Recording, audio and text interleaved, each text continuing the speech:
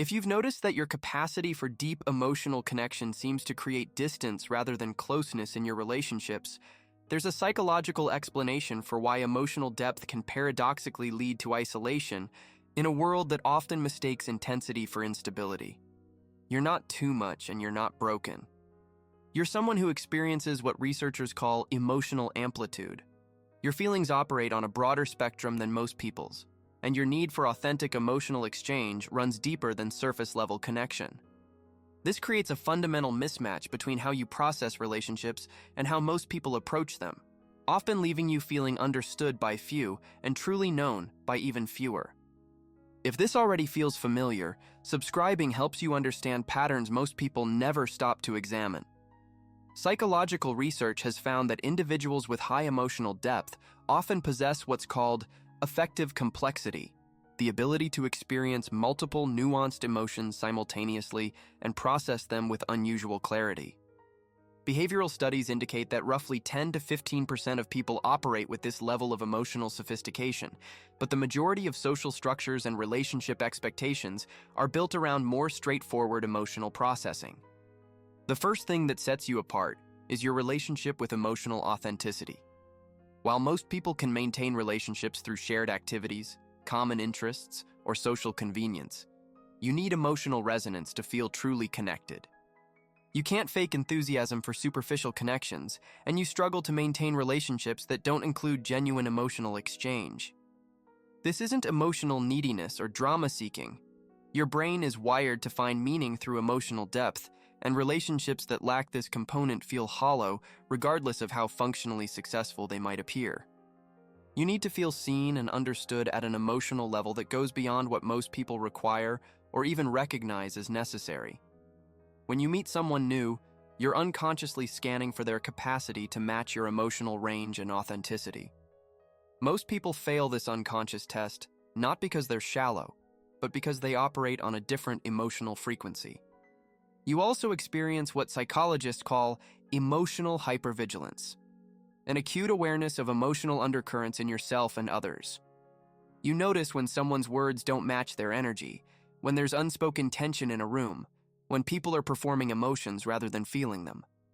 This sensitivity makes you an incredibly perceptive friend and partner, but it also makes most social interactions exhausting. This hypervigilance means you're constantly processing multiple layers of emotional information that others either don't notice or choose to ignore. You can't turn off your awareness of emotional authenticity, which makes it difficult to enjoy relationships that others find perfectly satisfying. You're essentially living in emotional high definition while most people operate in standard resolution. Your emotional depth creates what researchers term intimacy acceleration. You naturally move toward meaningful connection faster than most people are comfortable with. What feels like normal relationship progression to you can feel overwhelming or intense to others. You're not trying to rush intimacy. You're simply operating at your natural emotional pace. This acceleration happens because surface-level interaction feels artificial to you.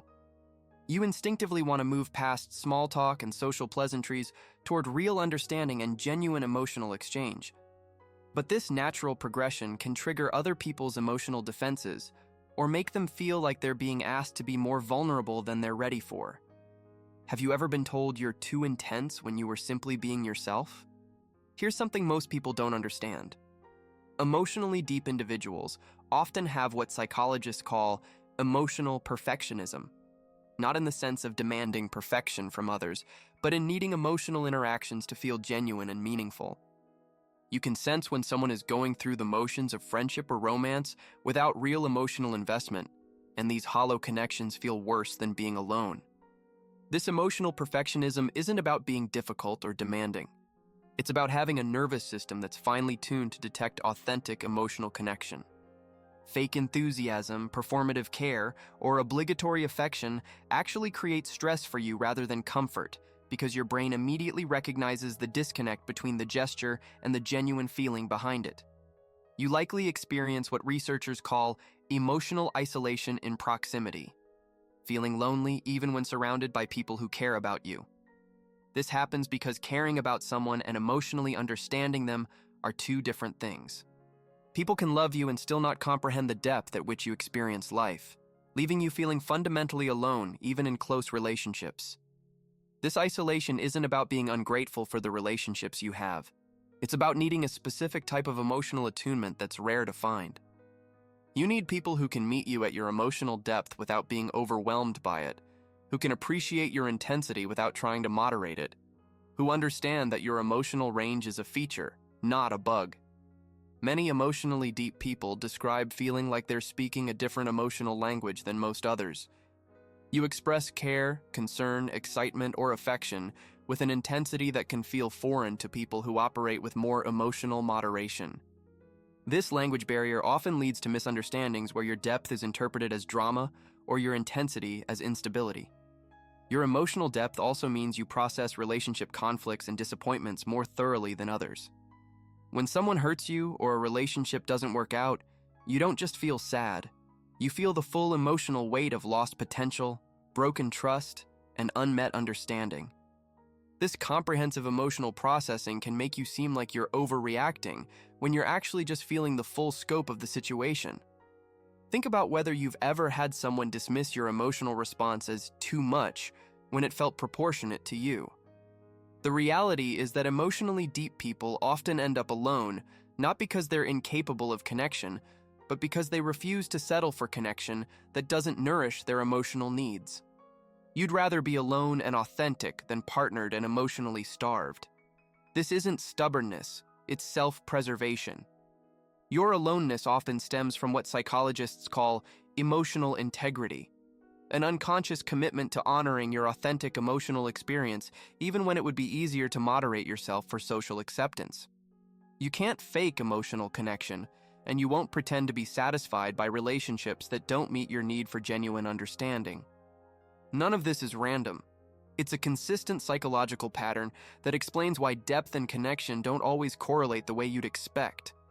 Your emotional depth isn't a relationship liability, it's a specific way of experiencing human connection that requires equally deep people to fully appreciate and reciprocate.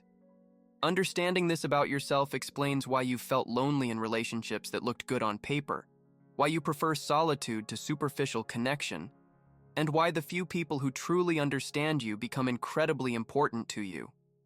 Your emotional needs aren't excessive, they're just specific and rare. If this helped you understand yourself more clearly, subscribing supports deeper explorations like this. Your emotional depth isn't something to apologize for or moderate.